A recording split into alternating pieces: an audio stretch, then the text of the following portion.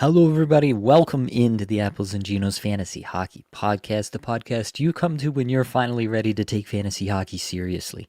My name is Groot Nibbelink. I'm the creator of Apples and Ginos, originator of the Zero-G draft strategy, and in this episode, I'm going to break down the most puzzling players league-wide as determined by the Apples and Ginos Discord server. Let's get it.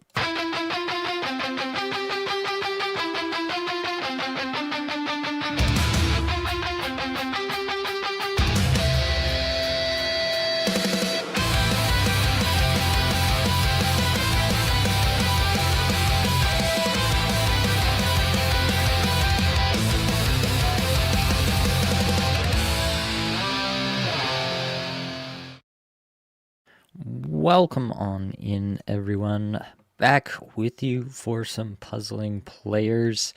Feels good to be back. Hopefully all of you are coming off a fantasy win this past season, and hopefully we can get you another one this week. We'll be talking through some puzzling players. Leave some comments if you're here with us live, and we'll get to those as well. Without further ado, let's talk about the most puzzling player as voted by the Apples and Ginos Discord server, Josh Norris. Last 3 games here, Josh Norris does have 3 points, a couple of goals, some decent stuff there. Averaging just under 16 minutes average time on ice, 134 shots per 60, 97th. Individual expected goals for per 60, 10th in on ice expected goals for per 60. That number's pretty good. On the top power play with Thompson, Doan, Zucker up front, and Dahlin on the back end. Then at even strength, he's been playing with Doan and Östlund, which is not horrific, but definitely not the Tage Thompson exposure that you were hoping for. On the whole now, Norris has 20 points in 22 games. Whenever he's taken the ice, he's been effective. He has definitely run hot with a 24% shooting percentage. That is definitely true, but it is a little encouraging to me that his shots are a little bit higher than they have been in previous stints. Feels like he has stints of playing rather than stints of injury reserve time. It's kind of reversed for Josh Norris. But at the moment, I do like what we're seeing from Josh Norris. Honestly, probably more interesting, small sample size for sure, but more interesting in this small sample size than what we've gotten from him for most of the season, where it did feel pretty unsustainable what was going on with Josh Norris. So that part I'm a little bit more optimistic about. Just 20% rostered. So if he's available to you on Yahoo, then definitely that's a player that you can look out for. This may or may not be the week to pick up Josh Norris. Buffalo has 4 games this week, but 3 of them are on the heavy nights, and there's lots of other options out there, so may not be the specific week to go out and pick him up. But if you're already locked up your playoff spot, if you're thinking about playoffs, yeah, there's some scenarios for sure I could see where it actually does make sense to be thinking about picking up Josh Norris right now, and I wouldn't hold that against you. Buffalo, for the record, plays 10 games with 2 off nights in weeks 21 through 23, and 11 games with 5 off nights in weeks 22 through 24. So it's, I guess, probably, when all is said and done, a bit of a middle-of-the-road schedule. Really, the nice pieces there are week 22, which is a tough week. They have 2 off nights that week. And week 24, if you get there, 5 games with 3 off nights in that week. The other 2 are 0 off night weeks. So definitely something to keep in mind if you're thinking about picking up Josh Norris. Let's take a look at Adam Fox as well. Talked about Adam Fox on the flagship show with Brian yesterday, so go back and check that out for sure. Adam Fox, in the 2 games since the Olympic break, over 25 minutes, 8th individual scoring chances for per 60, 17th in individual expected goals for per 60, 68th in on-ice expected goals for per 60. Adam Fox is terrific. The New York Rangers are decidedly not so. Sounds like Vincent Trocheck is pretty likely to get moved here, and who knows if that's where it stops. They could also move on from other players if they get a good offer, and that obviously would all have some toll on Adam Fox's potential. That being said, it's Adam Fox. What are you going to do? You're not going to move off him.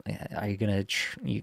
if you have a league with a custom trade deadline that's much later, then I guess you could still trade him, but who are you going to trade him to? Is anybody excited about the Rangers? I don't think so.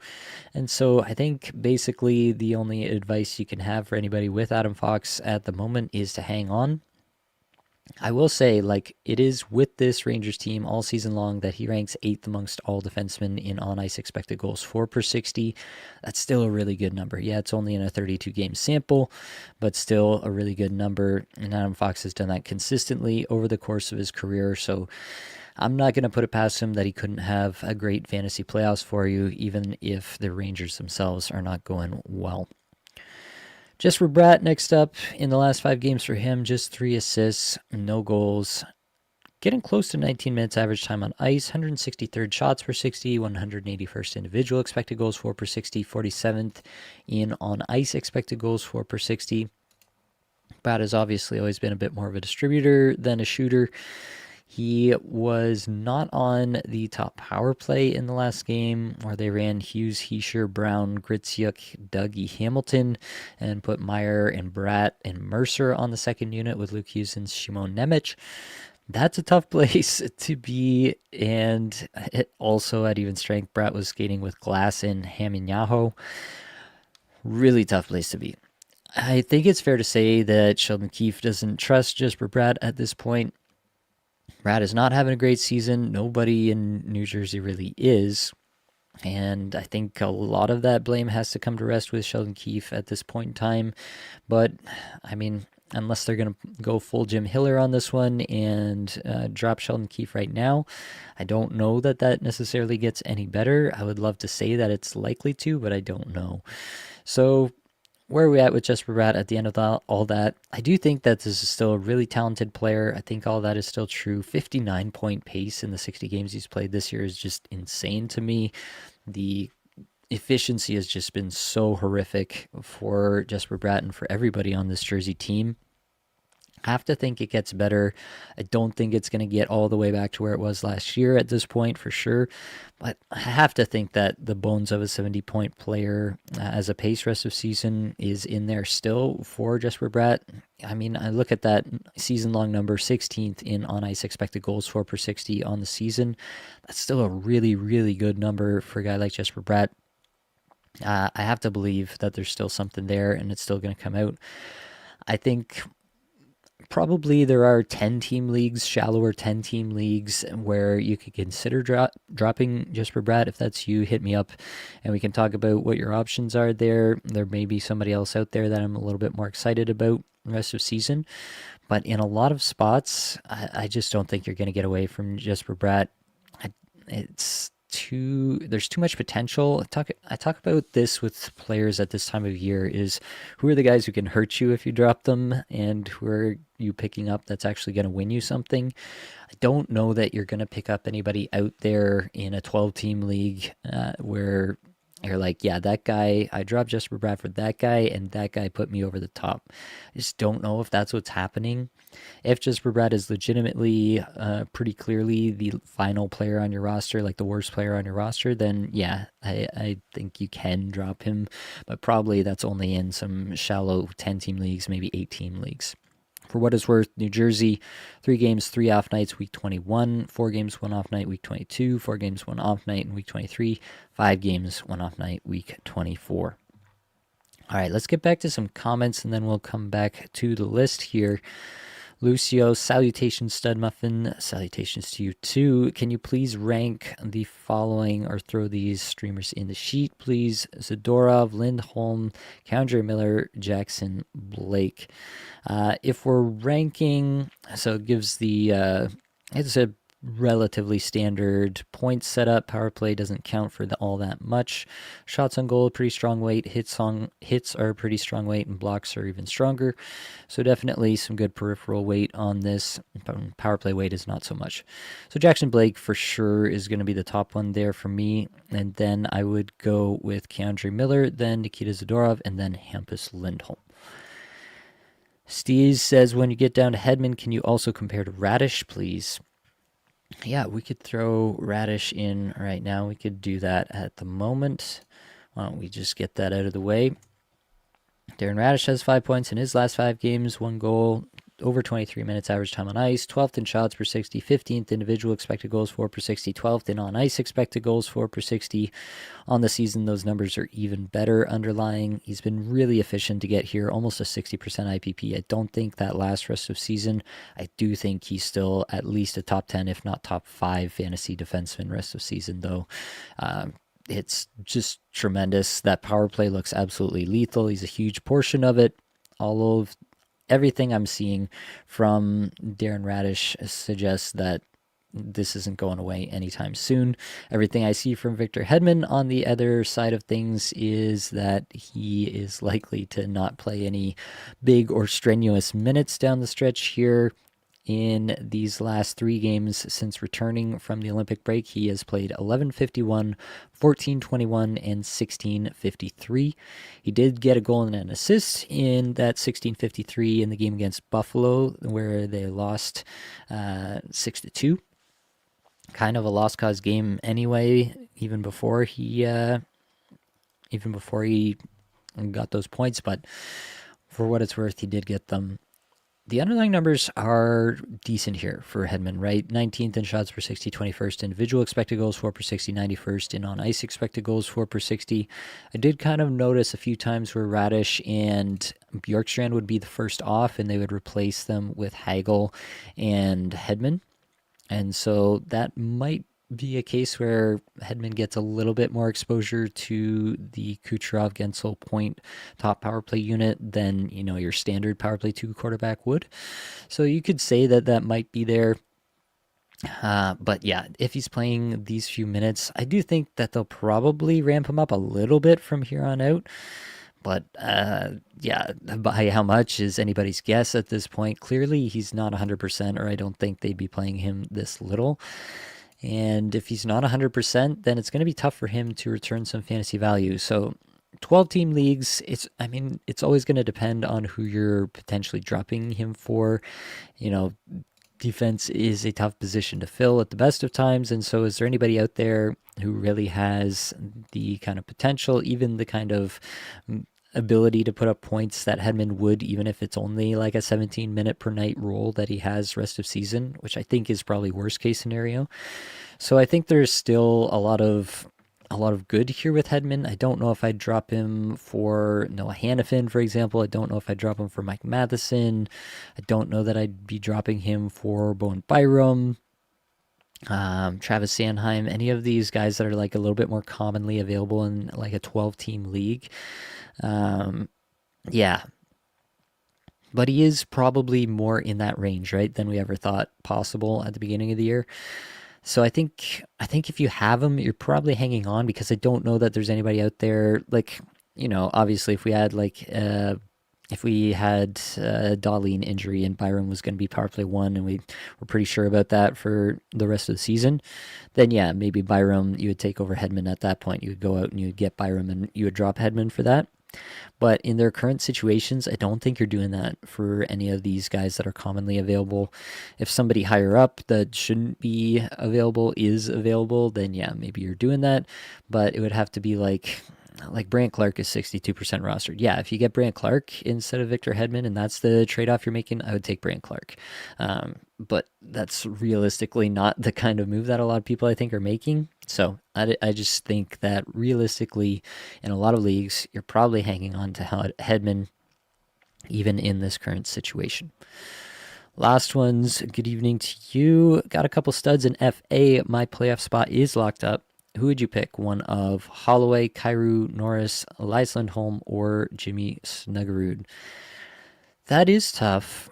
I think this probably depends on whether Jordan Kyrou gets moved at the deadline here, which does seem to be pretty up in the air. If somebody trades for Jordan Kyrou, like there is term there, there's a sizable dollar amount. I think it's 7 or 7.5 million that Jordan Kyrou is currently on the books for. And so if somebody's trading for that, I assume that it's 8.125 actually. So that's Yeah, once you get over the 8 number, I think that'll probably chase a few other teams away again. This is only year 3 of 8, so there's 5 more seasons. He is age 27, so you are getting a guy who's proven to score through 5 of his prime years here. I think there will be suitors. Maybe the Blues would have to retain even a couple million or something to get a team really interested in it. They haven't exactly done a terrific job of showcasing him for the trade market this year with, the all the lesser deployment that Jim Montgomery has been giving him. All that to say, it really depends to me for this question about who would you pick. If I knew that Kyrou was going to be on St. Louis in his current kind of role, then I'd be pretty excited about Kyrou. If he goes somewhere, if he goes to San Jose, if San Jose is interested, then yeah, like I'm pretty interested in that, right? Probably playing sometimes at least with Macklin Celebrini, at least on the power play. That would be pretty exciting. If he's going somewhere where he's likely to get buried behind, a lot of other offense, like not that necessarily they'd even be interested in this, but if it was like a Minnesota or something, I don't think he's above Kaprizov, Boldy, even necessarily Zuccarello in the pecking order there. And so, yeah, that wouldn't move the needle for me.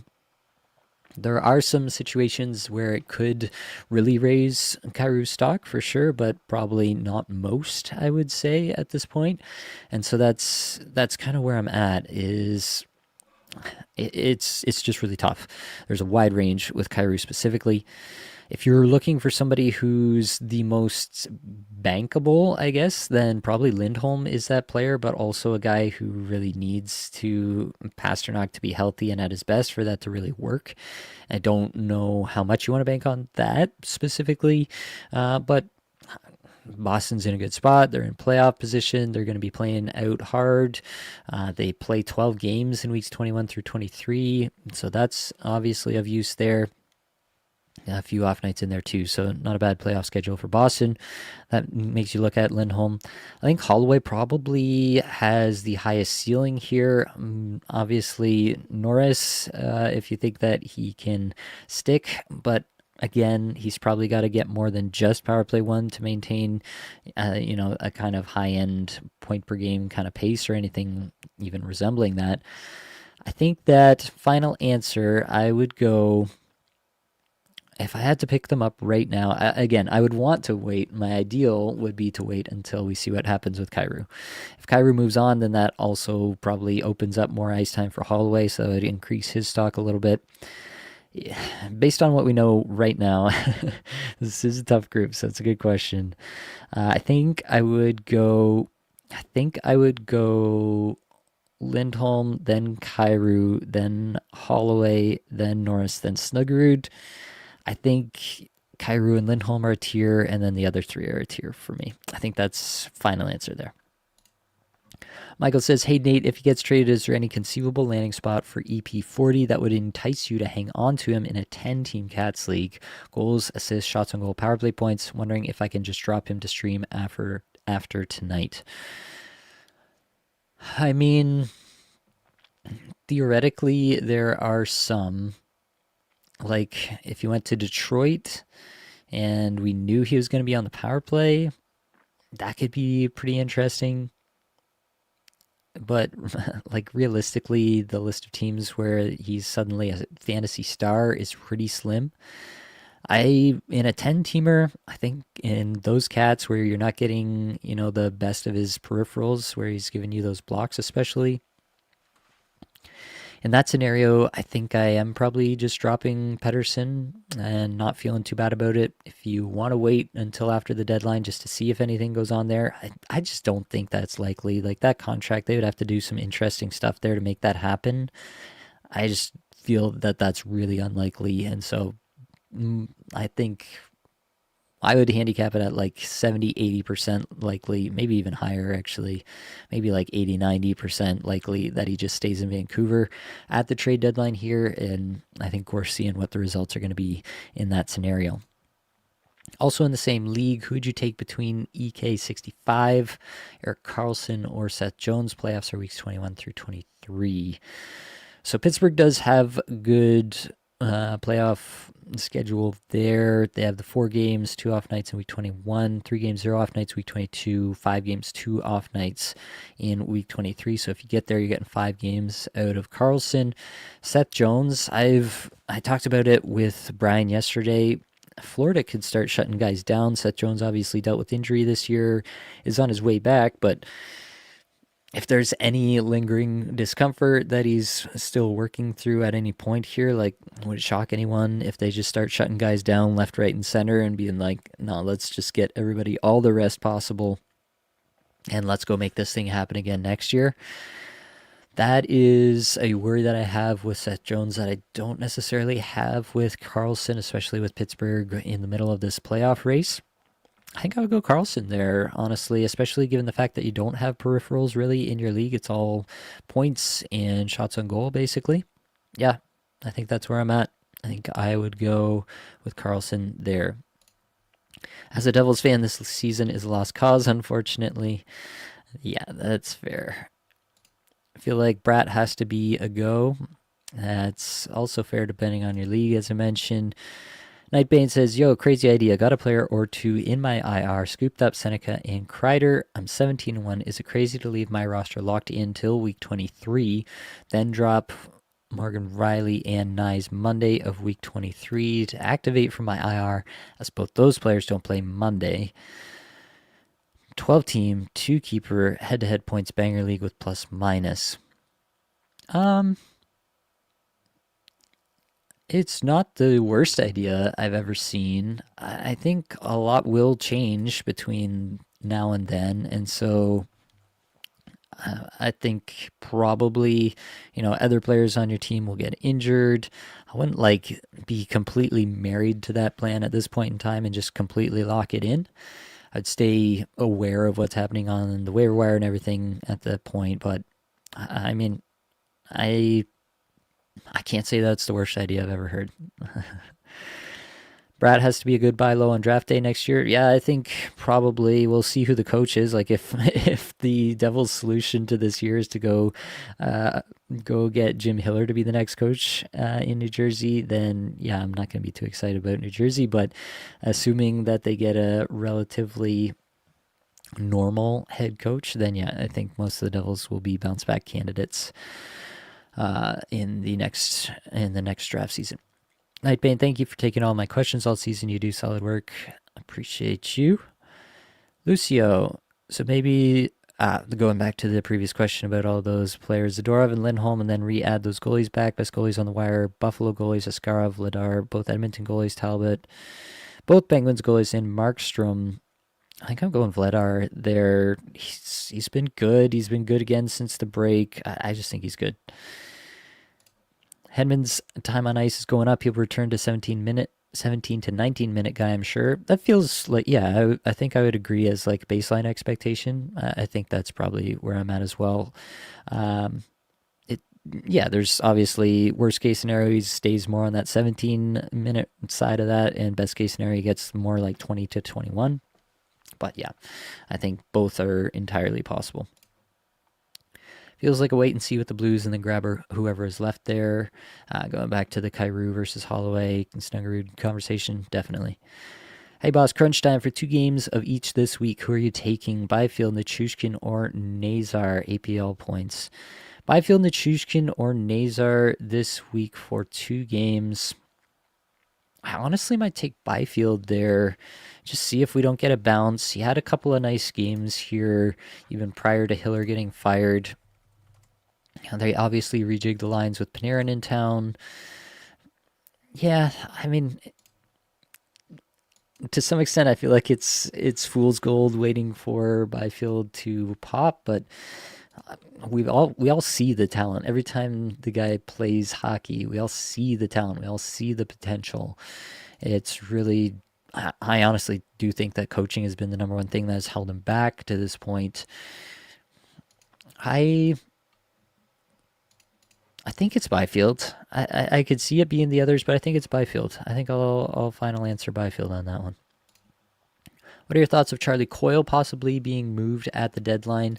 I think that one is probably pretty dependent on what even happens with Columbus in these games that are still ongoing. I don't know if Columbus necessarily knows exactly what they want to do. They're crushing the Rangers right now for nothing. And so if that continues, and, in terms of the current standings, they're, 5 points out of a wild card spot. Stranger things have happened, and they were in this spot last year and really tried to go on a run and try to get there. I wouldn't surprise me if they hang on to him and feel like they owe it to themselves to at least try. That being said, if somebody comes through with a first round pick for Charlie Coyle, I don't think they're going to turn their nose up at it either. Just given the general trajectory of the team and them probably feeling like their best seasons are probably a year or two out at this point. So I think it's probably less than 30% likely that Coyle gets moved, but that's pretty much just a guess on my part.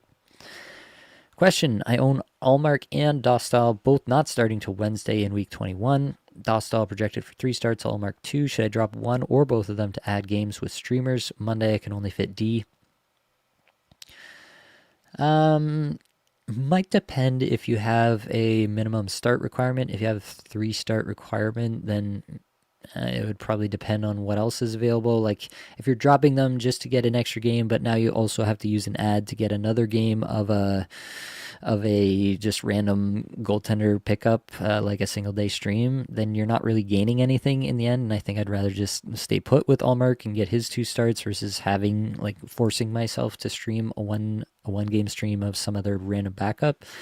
So I think that would probably depend on what your minimum start situation is in your league.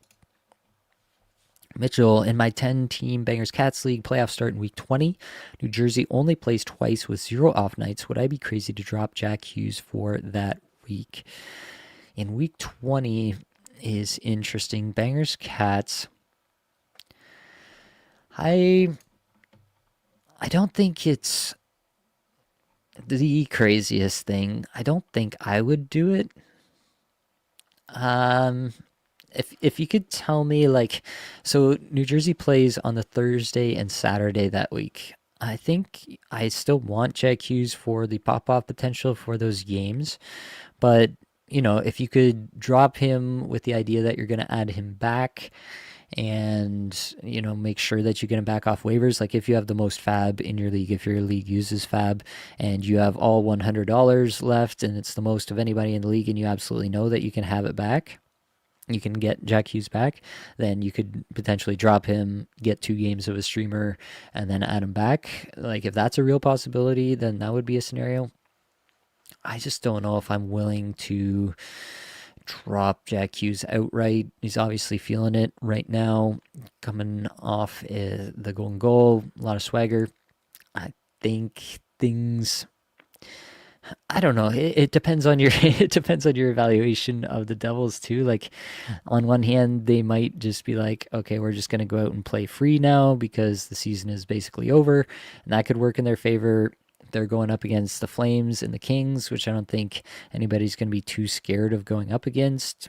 So there's a potential positive there. I don't think it's crazy. I don't think I would have the guts to do it, is probably my final answer there. Would you take Marchment or Holloway for rest of season? I think you got to take Marchment there just based on getting this time to play with the elite guys or the top line guys anyway, in Columbus there. He has not registered a point in the game today, which is unfortunate because I did take him in the head-to-head streamer deathmatch against Blake this week. Marchenko and Fantilli have scored, but no points for Marchment, which is a bit of a travesty in my opinion. But yeah, I really like Marchment. He's on the top power play as well. I think you got to go Marchment in that situation. Tony, Brad, O'Reilly, Landeskog, best for rest of season in goals, assists, power play, points, shots on goals, and hits. Probably Landeskog. O'Reilly's nice, but he doesn't shoot and he doesn't hit. Probably Landeskog, honestly, at this point. Interesting. Wish Chinikov got on power play 1. That'd be pretty interesting. I'd be okay to see that. But Mantha has been good every time he's been there this year, so I don't know that that's changing anytime soon. Yeah, it would be pretty interesting to see, though. I agree. Rear Admiral Meow Meow is back in town. Nate, 2 things. Number 1, great message about women's sports in your pod. 100% agree. Appreciate that. Number 2, looking ahead to your playoffs, at what percentage of total games can you get a player in where you would consider them a drop?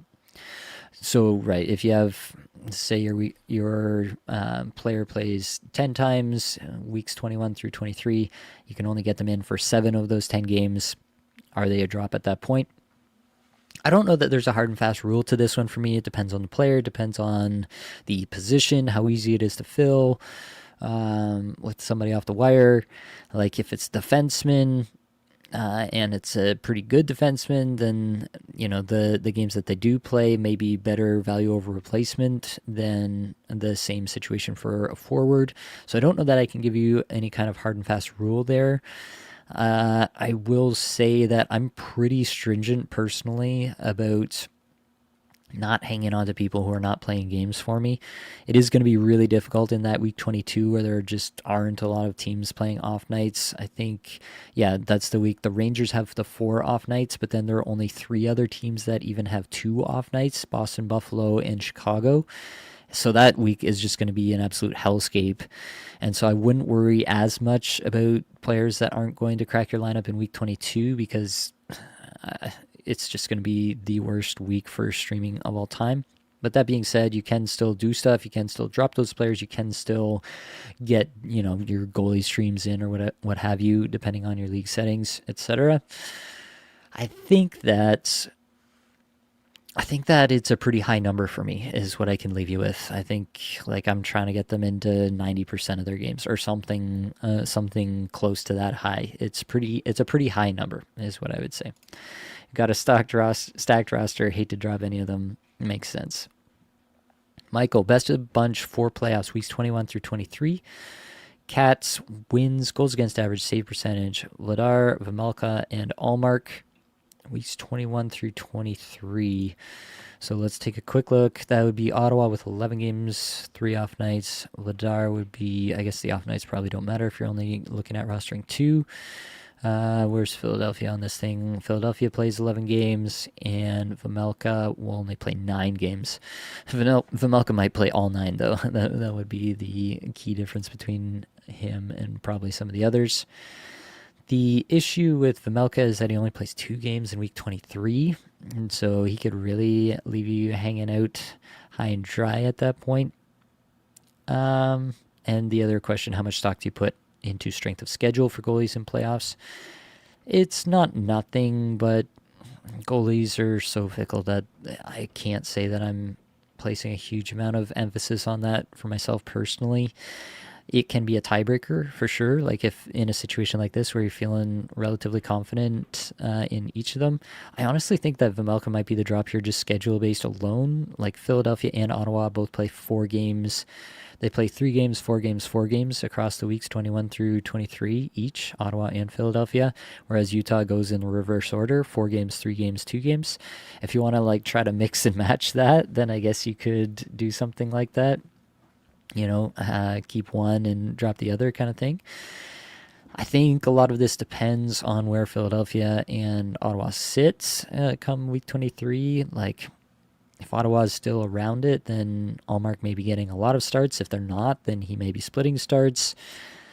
There's a lot to consider here for sure. I want to make a definitive call for you, but it is pretty difficult to do at this point. I think myself, if I'm doing it for me, I think I would probably drop Allmark, honestly. And I don't know if that's the right answer, but I think that's what I do. Tough one though. You can make the argument in all 3 directions. Thank you as always, Nate. No problem. Can you please add Coronado, Beniers, Leonard to the sheet? Let's do quick side-by-side for those. Beniers and Leonard. Leonard is a tough roster this week with Washington's poor schedule. Coronado has been shooting the lights out lately, so that's nice to see. 17 minutes average time on ice. Beniers, 18.5 minutes average time on ice. Some better underlying numbers from Beniers this year than years past. I think some of that is just playing with Eberle and McCann most consistently as his line mates. Kind of helps when that's happening for him. If you're asking me to rank them, I think right now I would go Coronado, Beniers, Leonard. Steve Larini, been listening to you guys all year, bought low on Forsberg and Keller, didn't give up to get them, but week 21 to 23 playoff matchup is tough to have both. Do you keep them or move them? Interesting conundrum. Yeah, the biggest problem there is obviously the week 23. If you get there, both Nashville and Utah only play 2 games with 0 off nights that week, so that's really, really tough. Yeah, I think you could try to move off. Forsberg is, yeah, if your league is still doing trading, if your trade deadline hasn't already hit, then I think Forsberg is the guy who's been the hottest lately. I guess I could put those two guys in the sheet to kind of do a quick compare between the two. I guess Keller's got 8 points in the last 5, something I'm not recalling, I guess. And then Forsberg, we can compare him to 5 points in the last 5. Yeah, I don't necessarily feel strongly about which one to move off of. I think both are terrific players and just as likely to be going off at the right time. I guess Utah is going to be in this dogfight for the playoffs for sure, and Nashville's a little bit less sure, so maybe that leads you towards getting rid of Forsberg and hanging on to Keller. I think that's where I'm at. I think I would at least be trying to move Forsberg first. If I don't get anything worthwhile, then maybe see what the market is for Keller. But yeah, I tend to agree with your general sentiment that you don't want 2 of your top players playing only 2 off nights that week if you can help it. Which tier of D-men would Seth Jones be upon return? I think he'll go right back into that, like, where was he? Probably like 15th to 20th best defenseman, somewhere in that range. I'm trying to think of names who I might compare him to. I'll have to pull up some names. I'm really bad at pulling names out of my head, like just thinking about names and saying them out loud. That's something that's always been tough for me. But yeah, back in the Charlie McAvoy, Jackson Lacombe, yeah, in that kind of range, I guess, is where I would put him. Mikhail Sergachev, right in that range is where I think he'll fit in. All right, got through the comments for now. Back to the list. And obviously, if there's more comments, we'll get to those as well. We got to talk about Brandt Clark. 3 points in his last 5. Over 22 minutes average time on ice. Now a new coach coming in. And I also saw that Matt Green, the assistant who got promoted, was, I think somebody called it like a Brandt Clark guy. I think it was just that Clark had played for them at the AHL level. So take that for what it's worth, I guess. I don't know what that's worth, but I think anybody at this point has to realize, if their name is not Jim Hiller, that Brandt Clark is the way forward for this Los Angeles D-Corps. They have to put more emphasis on letting him play and letting him just be the elite offensive talent from the blue line that he is. I think there's a lot of things to like about what could happen for Brandt Clark at the end of the year here. I wouldn't put a cap on what it's possible. Whether it's likely or not is another scenario, but it would not shock me in the least if Clark goes on some sort of 60-point pace run to end the season here for the rest of the games, or to the end of the season, especially if he's going to get 22, 23 minutes a night. So I'm pretty excited about Brandt Clark. Jared McCann, 3 assists last 5, under 18 minutes average time on ice.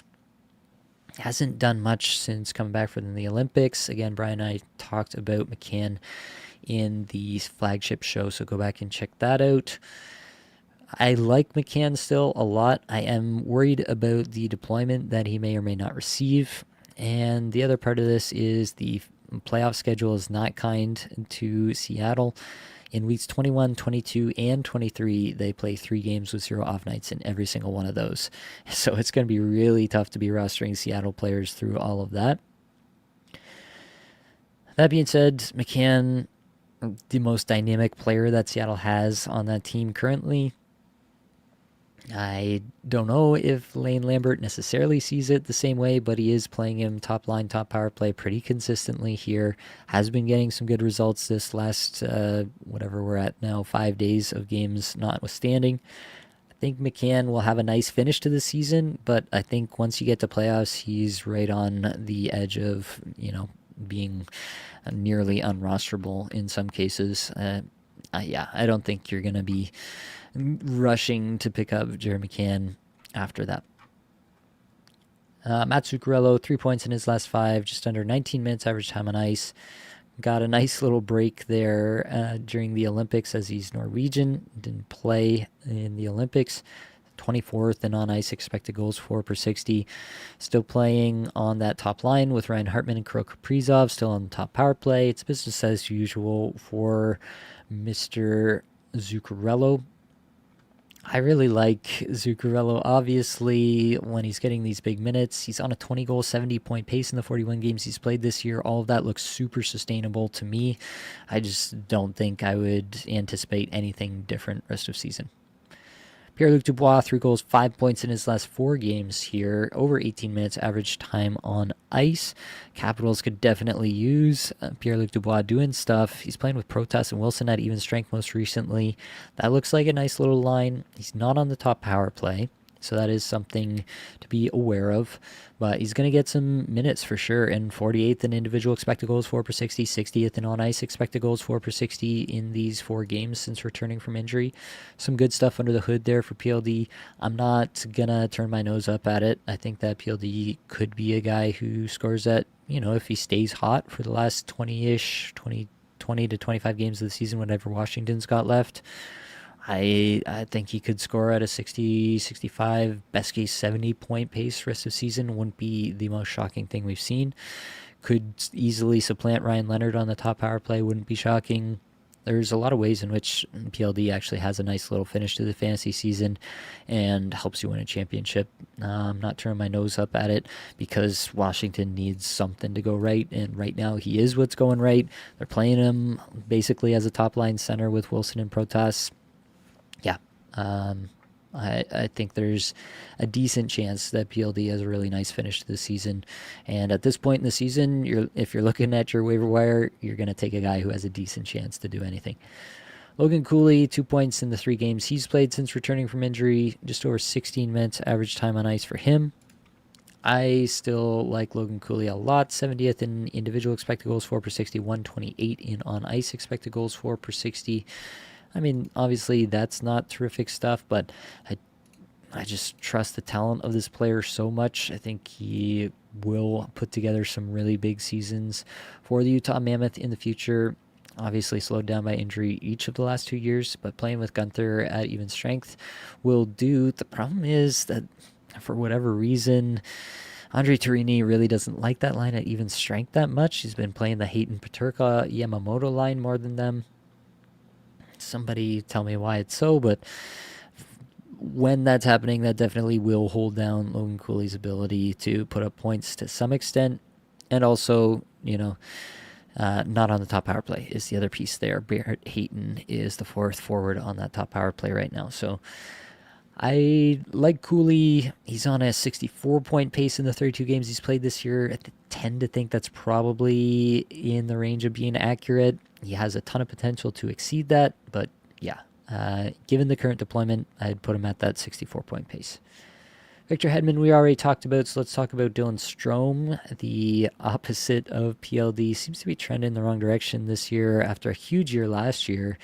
3 assists the last 5 games, under 16 minutes average time on ice. Actually, I wanted to check if he just had one outlier game or if that truly is the average that he's been dealing with. He did have one game down at 11:51 just prior to the break, and I don't know if he got banged up in that game. I'd have to double check that, but it does seem like one game is holding down that average time on ice a little bit.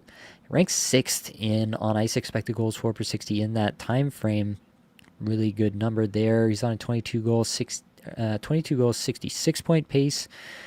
Ranks 14th in on ice expected goals for per 60 on the season. The IPP is really low here at 55%. I think that gets better. I think Strome is too talented a passer for this to stay this low. I do think it gets better. I think 66 point pace, maybe it doesn't get a ton better, but at least 70 point pace rest of season I think is probable. If PLD finishes really hot, then perhaps Strome is the guy who finishes a little bit cooler. So definitely there could be some opposing ships there. Something to keep an eye on in terms of deployment and time on ice. But yeah, I think Dylan Strome probably deserves a little better than the 66 point pace he's on so far. Jake Neighbors here. 1 goal, 3 points in his last 16.5 minutes. Average time on ice, 304th in shots per 60, 176 in on ice expected goals for per 60.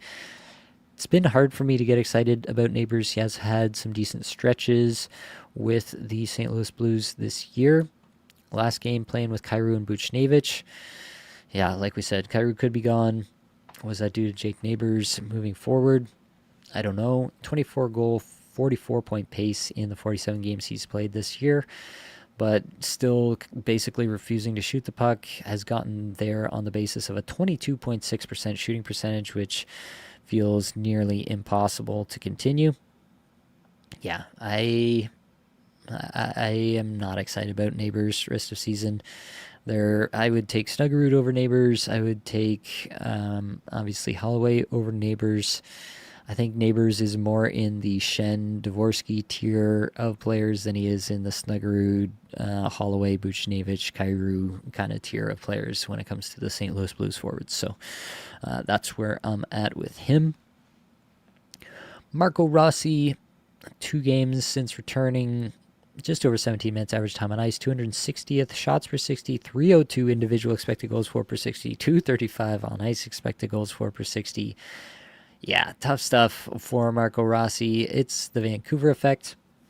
I think he is probably going to get some ice time. If you think that Pettersson is getting moved, then man, like you probably get some big minutes for Marco Rossi rest of season. If that's the case, I don't necessarily think that's the case, as I mentioned before, but if it happens, Marco Rossi would be a benefactor, most likely. But yeah, who's he playing with at any given moment? Was playing with Brock Besser in the last game, was on the top power play for what it's worth. It's just, they're going to be so inefficient. He's going to have to get there basically on brute volume. He's going to have to play probably 20 minutes a night to be fantasy relevant. That's kind of what you're dealing with there. Comparison of some defensemen here. Sam Rinzel, Luke Hughes, John Klingberg, rest of season. So Rinzel has now been given some ice time again, 22 and a half minutes roughly there. I think he was banged up, if I'm not mistaken. I gotta look this up now. Yeah, day-to-day. Has not played in the last 2 games here, but prior to that had taken 3 shots in each of the 3 games prior, including 1 game since returning from the Olympic break. Yeah, I think it's tough. Like, Levshunov was back on top power play in this last game because obviously Rinzel not there. Rinzel had really good metrics while he was there. 7th in shots per 60, 6th individual expected goals for per 60. 3-game sample, so take that for what it's worth. But he has been a guy who's been willing to shoot when he's gotten the minutes. It's just they didn't want to give him the minutes. At this point, maybe they're phoning in on the season a little bit more, and they are going to give him some time. Obviously, Levshunov has gotten scratched as well, so it's not like Levshunov is the guy this year, at least according to the coaching staff there now. I'm cautiously interested, I guess, in Sam Rinzel at this moment. I am not ready to say that he's going to be some sort of fantasy revelation down the stretch, but could he be good, especially when he's shooting this much? Absolutely. If he's going to skate 22 minutes, I'm interested. Luke Hughes, 20 minutes in that 1 game he played, got an assist. I think I talked about this with Brian as well. I think you got to hope that Dougie Hamilton moves on. Otherwise, Dougie Hamilton might just get power play 1 to run out the season, and they try to trade him again in the offseason, and hopefully he's had a nice finish to the season to make him more valuable when they do so. So I think Luke Hughes is a little bit tied. His fantasy value is a little bit tied to what happens with Dougie Hamilton the rest of the way. I still believe in the talent of Luke Hughes. I'm just not convinced that we're going to get the fantasy goodness from that talent this season. And then John Klingberg, who is either playing 25 minutes a night on the top power play or is getting scratched there in San Jose. It's just a wild swing back and forth, back and forth. It feels like I'm pretty scared of it all the time. When he's on that top power play, yeah, he puts up some points. When he's not, he's literally giving you nothing. So that is the kind of dichotomy that you're going to have to play with if you are going to roster John Klingberg. Of these three players right now, I would probably, again, I don't have the latest update on Rinzel's injury. Maybe I can get that live here for a second. But yeah, it's just an illness, so he should be back. Yeah, I think I would take Rinzel at this moment, especially if you think he's going to get back on the top power play immediately, which I think is probably the most likely. I mean, the power play did score in this game, at least, yeah, just the one time against Utah with Rinzel not there. But if you think he's going back to top power play, maybe you want to confirm that before you make the ad. But I think I would take Rinzel over Hughes at this exact moment. That could look really silly a week from now, but that is kind of what you're dealing with when you're talking about players in this range. Klingberg would be a distant third there. All right, let's get back to comments, and then I'll close out with the last two. Let's see what we've got here. Can we take a look at Nyes, trying to figure out what to do with them with the deadline coming up in my league? Absolutely, we can put Matthew Nyes in the sheet. He does have 4 points in the last 5 games, 16.5 minutes average time on ice, 231st in shots per 60, 246 individual expected goals for per 60, 236 and on ice expected goals for per 60 on a 69-point pace on the season, which is pretty nice, I guess. Underlyings look relatively sustainable. But Matthew Nyes has been playing through injury this year. I think that's really apparent to anybody who's watched the Leafs, who's a Leafs fan. He does not look himself, much slower, noticeably wincing every once in a while. Every 5 games or so, there's a play where he takes a bump and you notice him really wince and have to pull himself back together. Whatever it is, I think he's been playing through it for months now at this point. And so that's a situation where if the Leafs are just going to continue to fall out of contention, if they're going to sell at the deadline here, why are you making Matthew Nyes play through injury? Why would you not just shut him down? So that would be my major concern with Matthew Nyes. I think you're well within your rights to drop Matthew Nyes in your league. Can we look at Patrick Kane? We absolutely can look at Patrick Kane. Just 1 goal in his last 5, 17 minutes average time on ice roughly, 81st shots per 60, 98th individual expected goals for per 60, 81st in on ice expected goals for per 60. Still on the top power play, they did change up the lines with Dylan Larkin and Michael Rasmussen in this game as Kopp was centering DeBrincat and Raymond. Interesting look there. Yeah, Kane, I still think, is a guy who should be rostered, should be more efficient than this, just hasn't been. It is a bit puzzling. Obviously, now they're trying to figure things out, move Larkin around, try to get different looks going. I also think that, with all due respect to Andrew Kopp, this is a team that could desperately use a legit 2C, and that addition could really galvanize a really solid top 6 for Detroit if that's the route that they end up going at the trade deadline here. If that happens for them, I'd be pretty excited to see what that might do for Patrick Kane. So I would be looking to, if at all possible, hold him through this week, especially with the great schedule. Hold him through this week, see what happens at the trade deadline, and see what you want to do from that point onwards. Who wins for playoffs? Panarin, Luke Hughes, Dobson for Fox, Radish, Rust. Cats include hits and plus minus, no blocks. I don't know. Radish and Panarin are probably roughly a wash in terms of their value.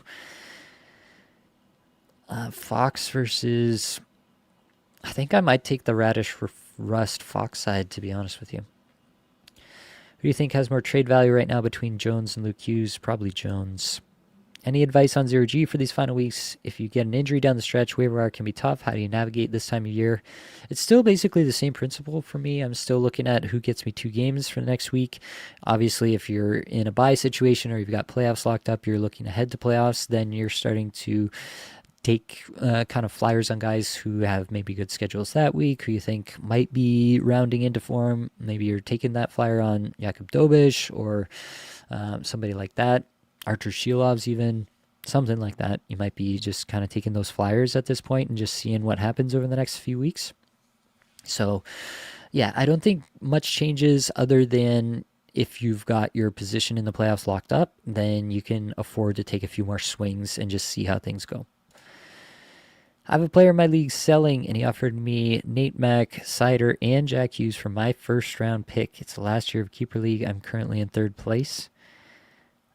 Yeah, take that for sure. Can we look at Jack Hughes and Hamilton? Okay, let's put him in. Jack Hughes and Dougie. Hughes has 3 assists in 3 games since returning. Hamilton last 5 games, 2 points. Second in shots per 60, 30th individual expected goals for per 60, 25th on ice expected goals for per 60. I like both players at the moment. Like I said, I think Hamilton is going to get featured by New Jersey here. If he gets traded, it's a team that wants him for what he does well, which is shoot the puck a ton from the blue line and be an offensive defenseman. I think if he goes somewhere, that's probably what they'll want him for. Let's get him to San Jose. Let's just make that happen. Everybody wants it except maybe Dougie Hamilton. Can we get him on the phone? Can we convince him? That would be terrific. Jack Hughes, I mean, I still think point per game is the worst case scenario rest of season for Jack Hughes. Lucio Mancuso back to my goalie situation for week 21 with Allmark Dostal, 3 minimum starts.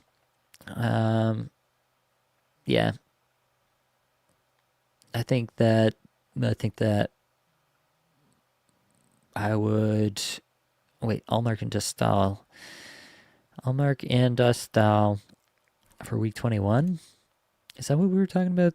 Anaheim plays 3 games and Ottawa plays 3 games that week.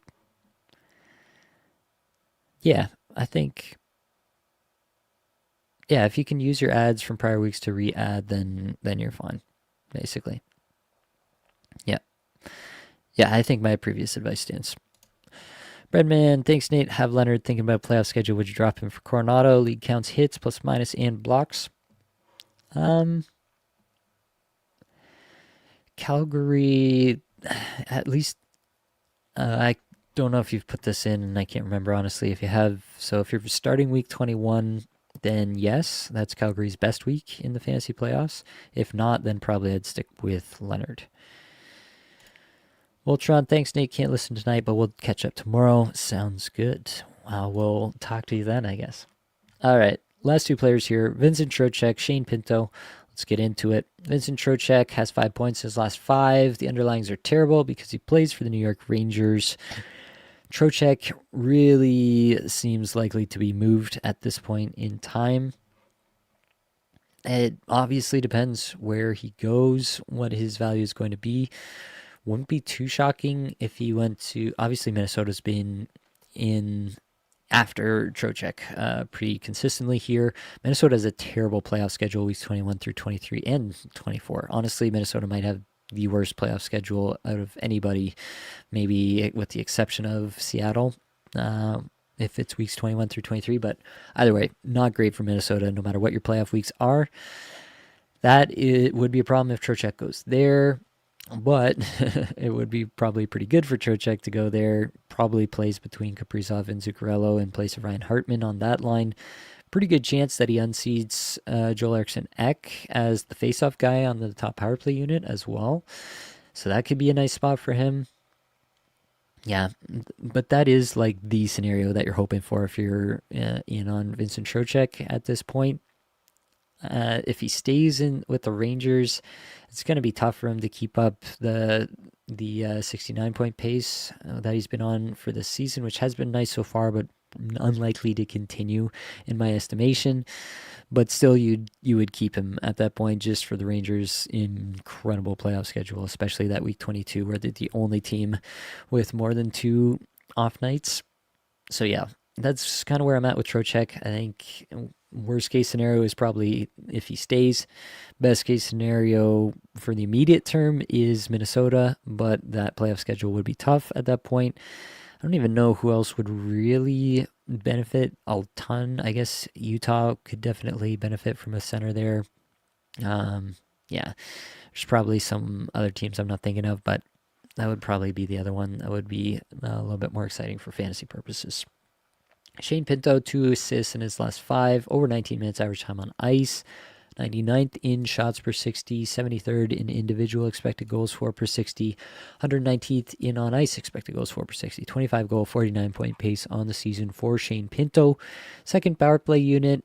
Last game was centering Michael Amadio and Nick Cousins. Disgusting. Pinto's a streamer. I like the player a lot, but Travis Green does not like to give him offensive minutes. He just wants him to be the power play or the penalty kill and kind of third line specialist, it seems like. If that's what we're going to get, then unfortunately, I don't think we can trust Shane Pinto to put up a ton of fantasy relevant points. All right, almost bang on the hour, and we've wrapped it up. Thank you, everybody, for being here. That is going to be all that I've got for this episode. Hopefully it brought you some value, helped you get a little bit better at fantasy hockey today. All the advanced stats you heard today came from Natural Stat Trick and 18 Skaters. Many thanks to Matt Creamer for supplying music for the podcast. That's it, folks. Much love.